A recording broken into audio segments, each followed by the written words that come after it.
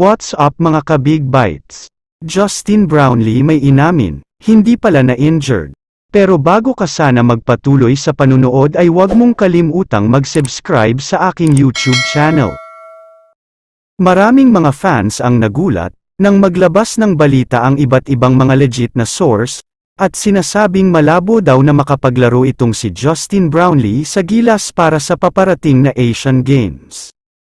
Pero mas madaming nagulat, matapos magbago ang isip ni Brownlee, dahil simula nung si Boss Al Francis Chua na ang bagong manager ng Gilas at si Coach Tim na ang bagong coach, biglang maglalaro na si Justin Brownlee.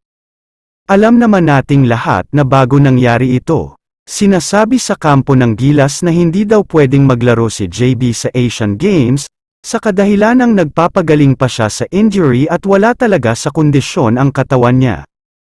Pero ayon naman sa mga source, mukhang hindi daw totoo ang ganito, dahil ayaw lang daw ni Brownlee na maglaro kung si Coach Chot ang coach, dahil nga masama ang loob niya noong hindi siya pinili nito para sa World Cup. Kaya naman ngayong hawak na ng Sanmig Corporation ang Gilas Pilipinas, sinabi ni Coach Tim na biglang magaling na ang injury ni Brownlee, at ready to play na nga daw ito para sa paparating na Asian Games. Pero kung ako naman ang tatanungin, nagtataka din ako kung bakit may injury si Brownlee habang si Coach Chot Reyes ang head coach, pero nung si Coach Tim na ay biglang maayos na ang pakiramdam at injury niya. Sa tingin ko naman ay may utos mula sa mga big boss kung bakit ganito, pero alam naman nating lahat na willing maglaro si Brownlee kahit kanino pang team, medyo nagkataon lang siguro na nautusan siya ng boss. Pero dahil sa pangyayaring ito, naniniwala ako sa kakayahan ng SMC Corporation na magpatakbo sa Gilas, dahil madami silang kayang gawin at masyadong matalino at magaling sila Boss RSA pati na rin si Boss Al Francis Chua.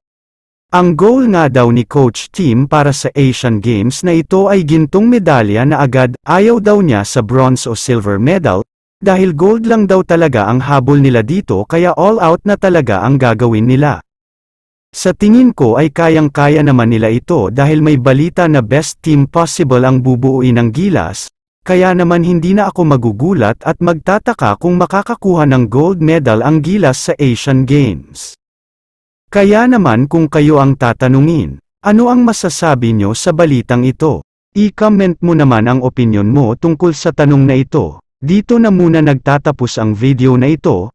Maraming salamat sa panunood mga ka-Big Bites. God bless sa inyong lahat.